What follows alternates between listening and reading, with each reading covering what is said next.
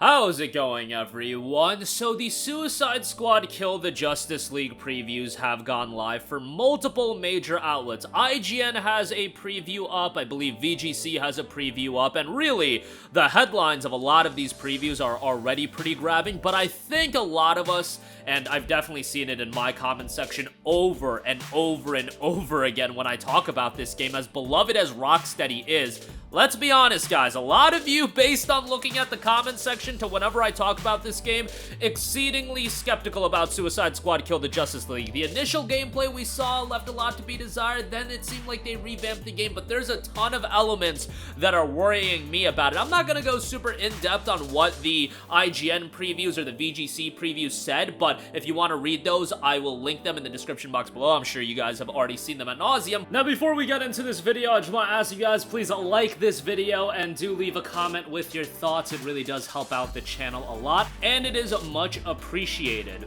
But there were already aspects of this game that were very much worrying me that I had alluded to, or maybe even, mentioned them a little bit more in depth in other videos, but we really got to talk about this game, and there's really a lot of elements that go into it that obviously it's of a big IP. People are excited about it, but there's so many layers to this that you really have to dissect. First of all, the excitement. There should be excitement for Suicide Squad Kill the Justice League. Suicide Squad is a notable IP, and more so to me, this is a game being done by Rocksteady. I had no care in the world for Batman pre-Batman Arkham. Just not a big superhero guy, never been. But Batman Arkham was such a tremendous game. Arkham City was a fantastic game. Arkham Asylum, obviously, a great game that really showcased to me personally that superhero games could be really good, because pre-Arkham Asylum, my experience with superhero games, look, I liked X-Men Origins Wolverine, but let's not pretend that game was absolutely blow away as much as you guys love it. But for me, Arkham Asylum was a blow away title. Arkham City was great, and Arkham Knight, people hated on the Batmobile sections and weren't crazy about that, but I think most people still agree that Arkham Knight was an awesome game. Batman Arkham, you can say, is legit one of the greatest trilogies in gaming history. You can put it up there with the Mass Effect trilogy. I don't think that's a stretch at all. And, yeah, no slight to WB Montreal for Batman Arkham Origins. I actually did like that game, but as far as Arkham goes, most people think Arkham Asylum, Arkham City, Arkham Knight. Arkham Knight came out back in 2015, so Rocksteady has been MIA for damn near 9 years. 9 years in between major titles. That's a lot of pressure. That's a lot to live up to, especially with a new direction, a new IP being utilized in Suicide Squad Kill the Justice League. Inherently, on one hand, it's Rocksteady. I should be excited about this game. It's Suicide Squad. That's an IP a lot of people love. A lot of people should be excited about this game. But the excitement when all of those factors are considered isn't really there at the level that I thought it would be. And then you look at these previews. Let's look at IGN's headline title for the preview. Kill the Justice League preview. We played it and didn't like it. That's a pretty blunt title for a preview. And then VGC's title was a few hours with Rocksteady Suicide Squad isn't enough to convince. Now, obviously, this is going to be a sizable game, a co-op title with a lot of content. Or at least you would think a lot of content.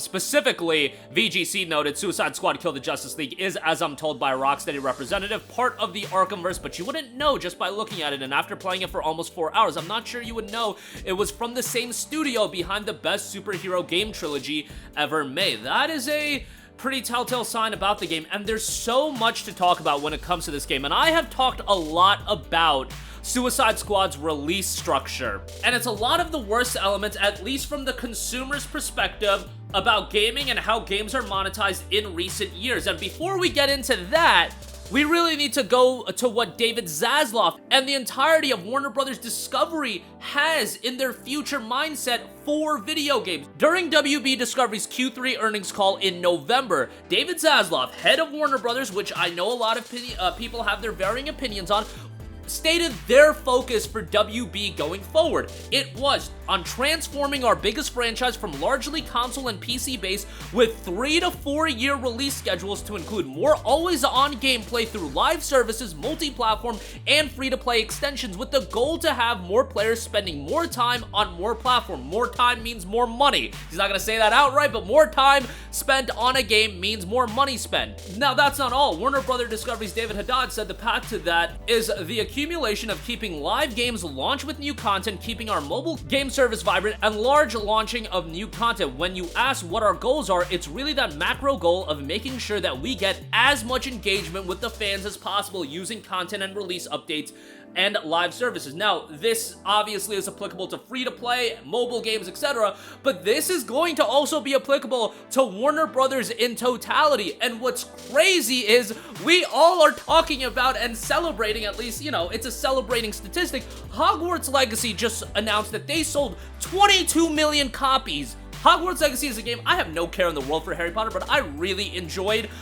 What does Hogwarts Legacy have going for it? Oh, it's a $60, $70 game release, and it doesn't have microtransactions. It didn't have live service content updates or anything like that. It was just a straight spend X amount of dollars, get X amount of content. Now, I will say this, I wasn't crazy about Hogwarts Legacy having a meme deluxe edition offering 3 days of early access for a single player game. That is whack. That is always going to be whack.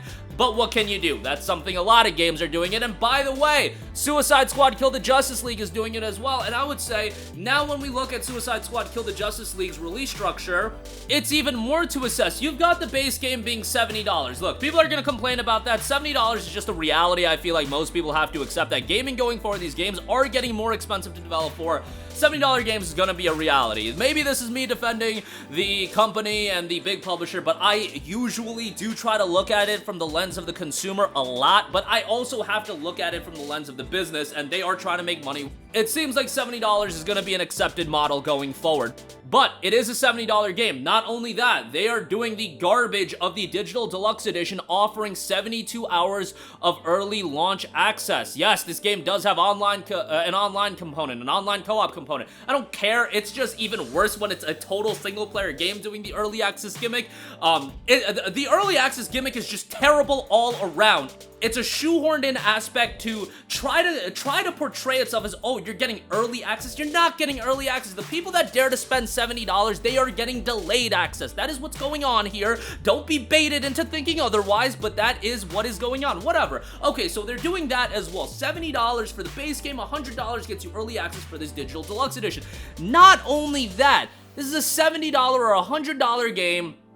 And what is the Digital Deluxe Edition? Jumping into the Digital Deluxe Edition unleashes even more mayhem with the Justice League outfits for the Squad 3, Notorious Weapons, 4 weapon dolls, 1 Battle Pass token, and 4 color swatches.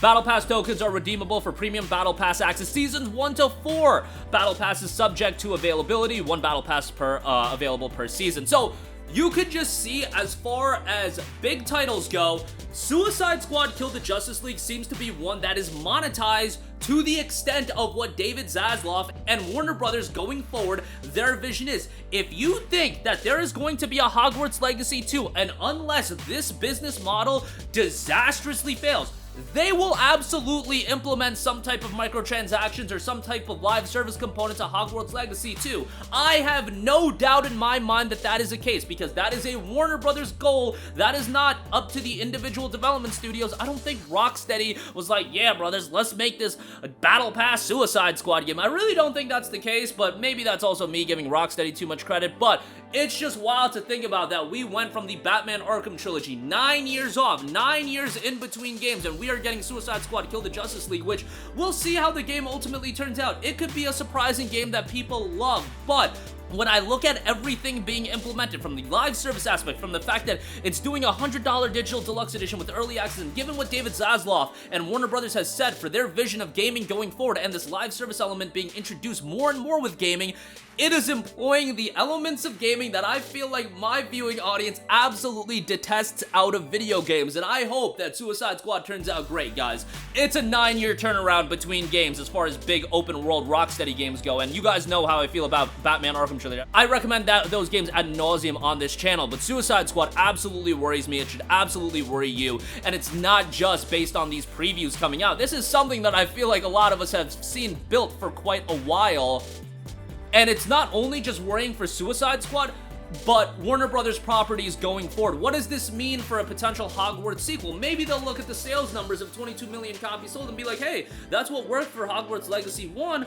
Why don't we just employ that in Hogwarts Legacy 2? A $60, $70 straight release open world RPG, go have at it. But I would have to think that they're gonna look at that 22 million sales number, and their mindset is probably, we got 22 million people's foot in the door with Hogwarts Legacy. Now, how do we get more money out of those 22 million people? How do we monetize those 22 million people for even longer? And even if some million of those people fall off, even if it's 12 million people that we can ultimately monetize for a year after post-launch, 2 years after post-launch, that's a lot of money for Warner Bros. That's what's going through their head. From our head, we're thinking, bro, that would absolutely suck for a game like Hogwarts Legacy 2. But from their vantage point, they're thinking, how can we monetize these 22 million people? And, you know, I could definitely think for a David Zaslav, who I don't know if he's super into video games like that, but just somebody in his position being like, all right, we got 22 million people to work with here in Hogwarts Legacy 1. I would imagine we'll sell similar amounts of copies with Hogwarts Legacy 2. Now, how do we get more out of them outside of just some meme digital deluxe edition? Oh, you do stuff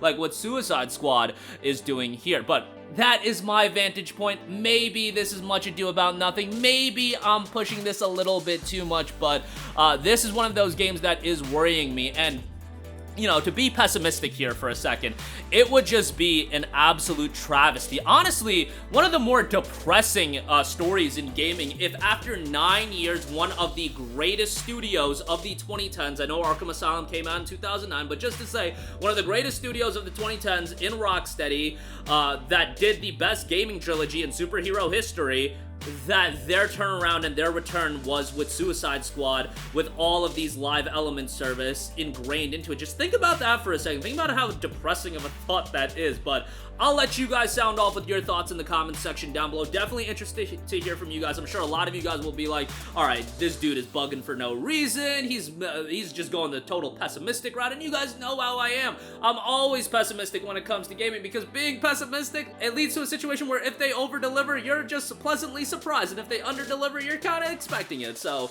that's how I always like to roll when it comes to these things. But I'm definitely interested to hear from you guys. Again, sound off with your thoughts down below. Thank you for watching, and goodbye. Hey guys, we hope you enjoyed the video, and if you did, make sure to hit the subscribe button, and if you're already subscribed, do us a favor and hit the bell icon. This way you'll be notified whenever we post a new video. That's the best way to keep up with all of our uploads, and we usually try to upload 2 videos a day. And with the bell icon hit, you'll be notified whenever we do upload a video. As always, thanks for watching.